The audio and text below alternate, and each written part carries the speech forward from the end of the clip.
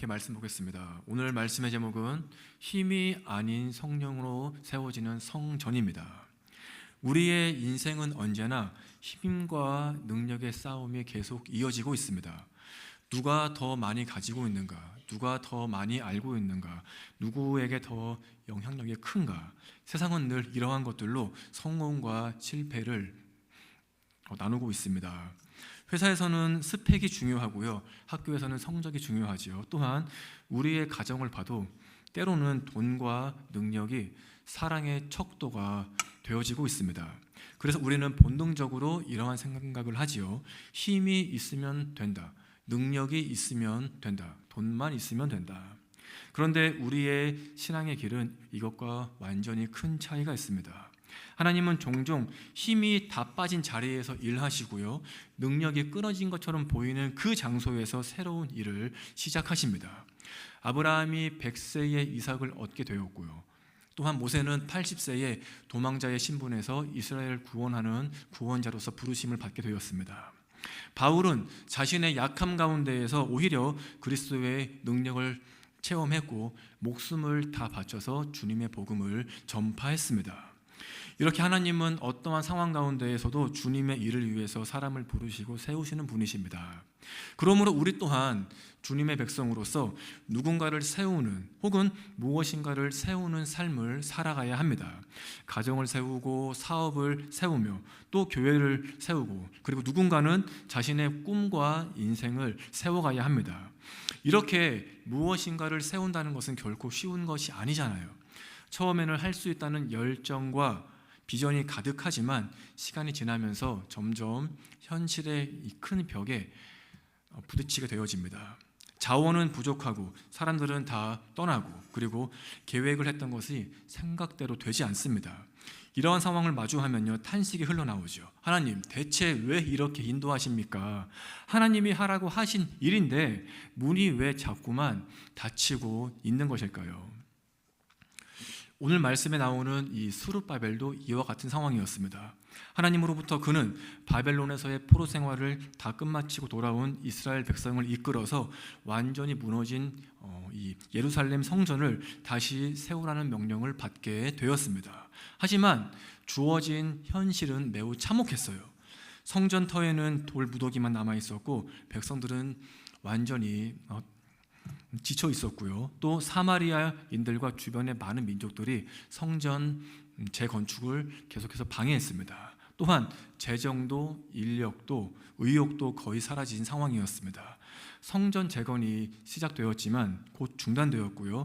시간이 흐름에 따라서 이스라엘 백성들의 이 마음 안에는 이게 불가능하다, 우리는 할 수 없다라고 하는 이러한 마음이 가득 채워진 그러한 상황이었습니다. 이때 하나님이 선지자 스가랴를 통하여서 스룹바벨에게 이렇게 말씀하십니다. 함께 읽겠습니다. 여호와께서 말씀하시되 이는 힘으로 되지 아니하며 오직 나의 영으로 되느니라. 아멘. 하나님은 스룹바벨의 낙심한 심령을 붙드시면서 그가 의지하던 인간의 힘과 능력이 아니라 성령의 능력으로만 성전 재건이 완성이 될 것임을 말씀하십니다. 성령의 능력으로만 할 수 있다는 하나님의 이 메시지가 우리의 인생에도, 우리의 마음에도 항상 울려 퍼져야 합니다. 왜냐하면 우리 또한 성전을 세우는 자이기 때문이죠. 가정을 세워야 하고요, 꺼져버린 믿음을 다시 세워야 하고, 흔들리고 있는 우리 교회를 다시 세워야 합니다.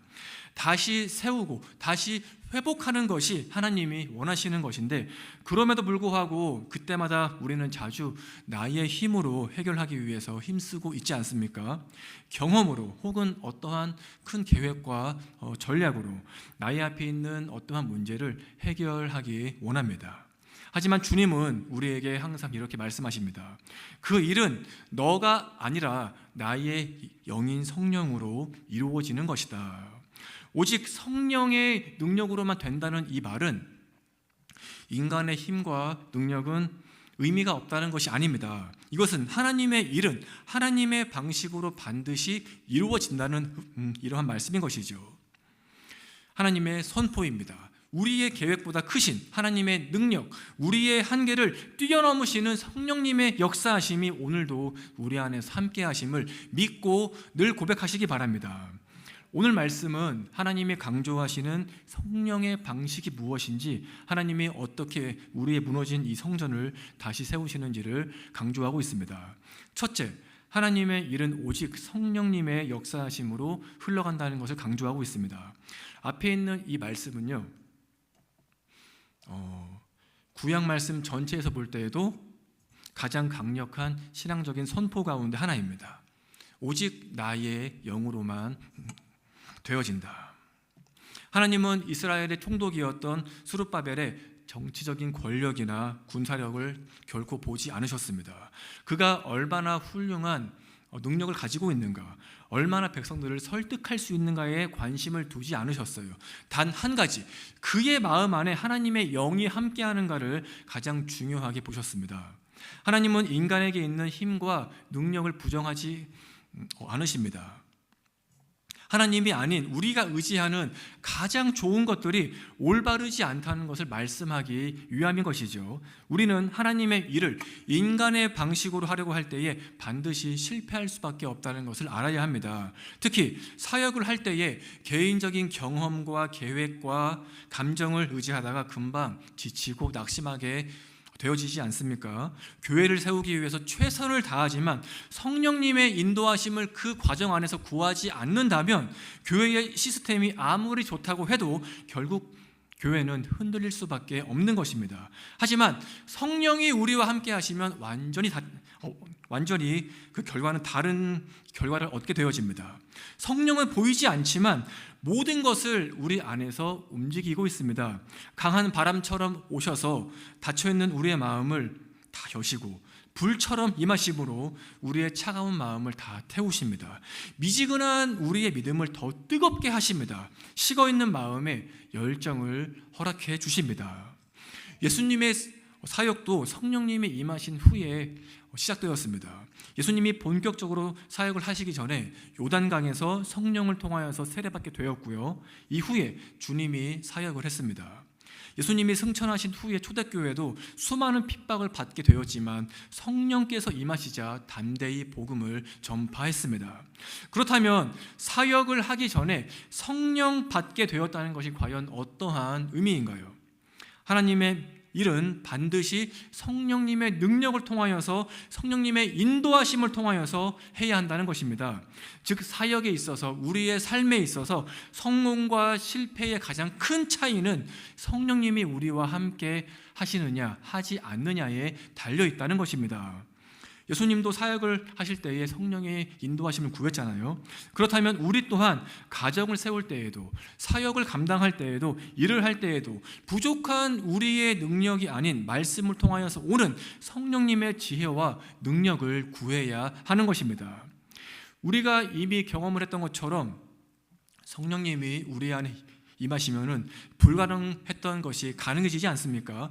멈춰있던 것이 다시 움직이고 회복합니다. 그러므로 우리의 삶에서 가장 중요한 것은 무엇을 해야 하나가 아니라 성령으로 하고 있는가, 성령으로 하고 있는가가 가장 중요한 것입니다. 즉 우리는 나의 힘이 아닌, 인간의 능력이 아닌 언제나 성령으로 시작해야 합니다. 오늘 말씀이 강조하는 성령의 두 번째 방식은 우리 앞에 있는 장애물을 평지로 하신다는 것입니다. 만드신다는 것입니다. 스룹바벨의 앞에 있던 이 큰 산은요, 단순히 지형적인 산을 의미하는 것이 아닙니다. 그것은 인간이 넘을 수 없는 산, 인간의 능력으로 할 수 없는 불가능을 의미합니다. 이스라엘의 성전 재건을 가로막았던 많은 어려움들, 재정의 부족, 또 외부의 방해, 내부의 분열, 그리고 심리적인 낙심 등이 바로 그들에게 있었던 큰 산이었습니다. 그런데 하나님은요, 그 산을 향하여서 평지가 될 것이라고 선포하십니다. 이와 같은 성령은 언제나 막힌 곳을 다 뚫으시는 분이십니다. 홍해를 가르신 분도, 요단강을 멈추신 분도, 예루살렘의 성벽을 다시 세우신 분도 모두 같은 하나님의 영이신 성령이십니다. 현재 우리의 앞을 완전히 가로막고 있는 큰 산이 있지 않습니까? 하나님의 빛을 막고 있고 생명의 빛을 보는 것을 방해하는 큰 산이 우리 앞에 있지 않으실까요? 오늘 이 말씀처럼 우리 앞에 서 있는 큰 산을 보면서 큰 산아, 너는 누구냐? 너는 과연 무엇이냐? 라고 담대하게 주님 앞에서 맞선 적이 있으십니까?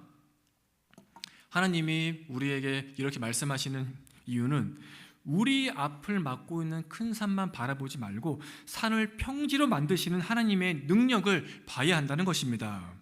우리에게 있는 이 믿음의 시각을 완전히 바꿔야 한다는 것이에요. 우리의 관점에서는 큰 산처럼 보이겠지만 하나님이 그것을 보실 때에는 그저 평지일 뿐입니다. 다른 어떤 것도 아니에요. 성령이 임하시면 거대한 문제가 결국에는 하나님의 영광이 임하는 장소가 되어진다는 것을 믿고 늘 고백하시기 바랍니다. 골리앗이 없었다면요, 다윗의 믿음을 확인할 길이 없었겠죠. 홍해가 없었다면 이스라엘의 구원의 역사는 없게 되었을 것입니다. 성령 안에서 우리 앞에 놓인 장애물을 바라보는 이 관점을 반드시 바꿔야 합니다. 우리에게 닥친 어떠한 문제에 대한 시각과 마음과 시선을 완전히 바꾼다면 성령님의 풍성하신 인도하심을 받아 주님 안에서 우린 모든 것을 이기며 나아가는 삶을 살게 될 것임을 반드시 고백하시기 바랍니다. 성령님의 세 번째 능력은요, 시작을 하시면 반드시 완성하신다는 것입니다. 우리 함께 읽겠습니다. 스룹바벨의 손이 이 성전의 기초를 놓았은즉 그의 손이 또한 그 일을 마치리라. 아멘. 하나님은 스룹바벨이 성전의 기초만 놓은 사람이 되지 않게 인도해 주셨습니다. 그가 비록 중간에 낙심했고 백성들의 원망과 외부의 방해로 인하여서 지쳐 있었지만 하나님은 그에게 분명히 이렇게 말씀하십니다. 너의 손이 기초를 놓았으니 너의 그 손이 분명히 그것을 완성할 것이다. 이것은 인간의 끈기나 어떠한 의지를 의미하는 것이 아닙니다. 하나님이 그 모든 것을 끝까지 잘 마칠 수 있도록 인도하시겠다는 약속의 선포인 것이죠. 내가 너를 통해서 성전의 기초를 쌓았으니 내가 너와 함께함으로 반드시 완성하겠다는 하나님의 약속이고 선포인 것입니다. 이런 생각을 한번 해봤습니다. 노아가 처음에 방주를 만들 때에 사람들에게 얼마나 많이 놀림받고 미움을 받지 않았을까요? 이와 마찬가지로 기초조차 남지 않았던 예루살렘 성전을 다시 세우자고 했을 때에 사람들이 그를 비웃지 않았겠습니까? 아무것도 없는데, 가진 것이 없는데 성전을 짓자고 하니 사람들이 볼 때에 답답했을 것입니다. 하지만 그는 전혀 흔들리지 않았습니다. 왜냐하면 하나님의 영이 그와 함께했기 때문입니다. 하나님의 약속의 말씀을 굳건히 믿고 기초부터 다시 하나씩 쌓아갔습니다. 우리가 어떤 일을 할 때 항상 이것을 느끼잖아요. 시작은 참 약합니다. 보잘것이 없어요. 어떻게 해야 할지 몰라 막막합니다. 하지만 성령이 우리와 함께 하시면 그 끝은 반드시 창대합니다. 하나님의 뜻을 이루어갈 수 있습니다.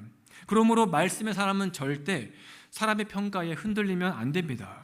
우리 또한 말씀의 사람이기 때문에 성령님이 임하고 계시는 성전이기 때문에 우리는 누군가의 핀잔과 칭찬과 관심의 마음을 빼앗기거나 혹은 그러한 것에 관심을 갖게 됨으로써 주님께 집중하지 못한다면, 이로 인하여서 우리에게 맡기신 일을 끝까지 감당하지 못한다면 우리는 그저 기초만 놓고 비전을 포기하는 자밖에 되지 않는 것입니다.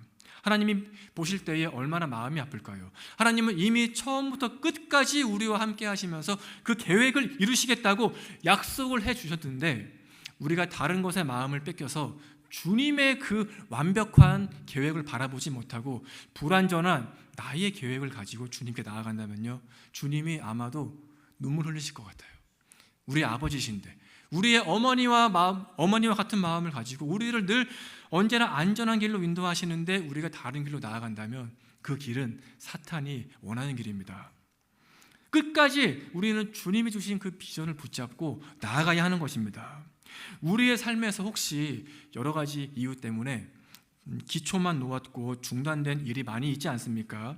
우리가 기도의 기초를 놓았지만 중단되었었고 헌신의 결단을 놓았었지만 두려움 때문에 주저앉은 때도 있었고, 그리고 상처와 아픔 안에서 회복하고 싶었지만 과거의 기억이 붙잡고 있어서 포기했었고, 또 이 안에 나의 가정과 교회와 또 하나님을 위한 비전을 품고 있었지만 우리 앞에 놓여있는 이 현실의 벽 앞에서 중간에 포기한 것들이 참 많이 있습니다.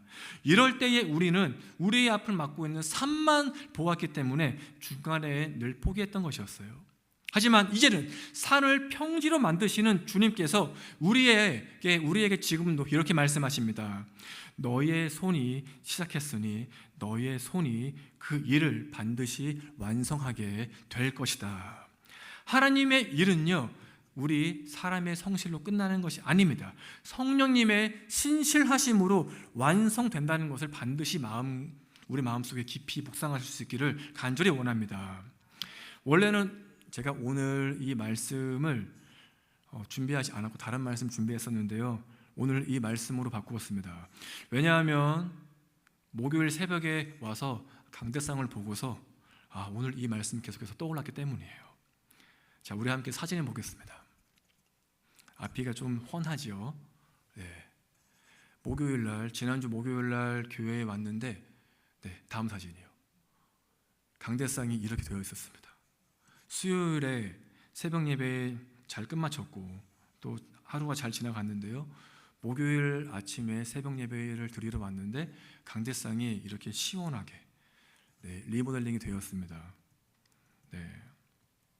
참 감사하게도 다 이렇게 박살난 것이 아니고 다행히 설교를 할 수 있게끔 이만큼은 딱 남겨두었어요. 솔직히 제가 처음에 여기 올라와서 설교할 때에 이전에 강대상을 보시면 굉장히 웅장했습니다. 이만큼까지 넓게 둥그렇게 있어가지고 약간은 부담감이 좀 많았는데, 그날 와서 보니 아주 슬림하게 이 리모델링이 잘 되어 있었어요. 참 제가 교회에 오자마자 완전히 깨져버린 이 강대상을 바라보면서 또 동시에 이 앞에 있는 십자가를 바라보면서요, 만감이 교차했습니다. 폴리스가 와서 교회 내부를 1시간이 넘게 조사하고 하나하나 다 검사를 했지만 외부에서 누가 교회 문을 따고 들어왔다는 증거를 찾지 못했습니다. 개인적으로 제가 알고 있는 수백 개의 교회 중에서 이러한 일은 처음이에요. 이러한 일을 겪은 교회는 우리 교회가 처음입니다. 감히 말씀이 선포되어지는 강대상을 이렇게 만들었으니 정말 화가 많이 났고요, 이해할 수 없겠더라고요. 겉으로는 그냥 아무것도 아닌 것처럼 보이겠지만 속은 참을 수 없는 이 분노가 계속해서 끌어오르고 있습니다. 참 이해가 안 돼요. 제가 이 앞자리에 앉아서 계속해서 묵상하고 또 기도할 때에 주님이 저에게 주신 말씀이 있습니다. 우리가 이럴 때일수록 흔들리지 아니하고 오늘 이 말씀처럼 성전을 더 세워가야 한다. 더 하나가 되어서 더 한마음이 되어서 우리 교회를 세워가야 한다는 이러한 마음을 저에게 주셨습니다. 더 기도에 힘써야 한다는 마음을 주셨어요. 솔직히 지금 이 자리에서요, 이 강단의 모습을 보시고 다들 눈물을 참고 있지 않나요? 정말 말도 안 되는 상황입니다. 어떤 사람이 만약에 의도적으로 한 것이라면 하나님이 분명히 벌하실 것입니다. 말씀이 선포되어지는 강당이에요. 근데 우리는 아무것도 알 수 없습니다. 그러므로 우리가 할 수 있는 것은, 우리가 할 것은 열심히 하면서 이 모든 것을 주님께 맡기면서 나아가야 한다는 것입니다. 또한 이런저런 모양으로 교회를 혼란하게 하고 힘들게 하는 사탄의 행동에 우린 절대 흔들리면 안 됩니다. 이 또한 영적인 전쟁이에요. 이것에 우리가 좌로 흔들리고 우로 흔들려서 하나님을 바라보지 못하고 다른 길로 새 나아간다면요, 사탄은 더 기뻐할 것입니다. 그러므로 우리는 우리의 마음을 흔들고 우리의 생각과 믿음의 발걸음을 흔들기 위해서 애쓰는 이러한 사탄의 행동에 굴하지 아니하고, 우리는 늘 우리와 함께 하시는 주님의 손을 붙잡고 나아가야 합니다. 왜냐하면 주님은 이 땅의 모든 것을 이기고 승리하신 바로 승리의 주님이시기 때문입니다. 의심이 찾아온다고 해도, 혼란이 우리의 마음을 감싼다고 해도요, 우리의 생각과 마음을 말씀으로 온전히 세우고 또한 주님께 간절히 기도함으로 주님의 길로 걸어가며 성령의 능력으로 끝까지 책임지고 우리의 발걸음을 인도하시는 주님만을 의지하며 나아갈 수 있는 우리 선한목자 교회가 될 수 있기를 간절히 소망합니다. 예루살렘 성전이 완성된 후에는 백성들이 이렇게 외친다고 합니다. 우리 함께 읽겠습니다. 7절 말씀인데요. 제가 준비 못했네요. 7절 말씀입니다. 성전 건축을 다 마칠 때에는 모든 것이 하나님의 은혜로 되었다고 외칠 것이다. 성전 건축을 마칠 때에는 모든 것이 하나님의 은혜로 되었다고 외칠 것이다. 성전은 마침내 완성되었습니다. 포기하지 않았더니, 물러서지 않았더니, 거짓의 진실로 대항했더니 결국 이스라엘은 승리의 길로 걷게 되었습니다. 이와 같이 시험은 우리를 약하게 만드는 것이 아닙니다. 주님 안에서 더 강하게 만드는 도구입니다. 그러므로 우리는 언제나 우리 앞에 닥쳐있는 어려움에 우리의 마음을 뺏기지 말고요, 이 어려움을 이기고 승리케 하시는 주님의 능력을 바라보면서 나아갈 수 있길 간절히 원합니다. 주님은 언제나 우리와 함께 하십니다. 주님이 우리 교회와 늘 함께 하십니다.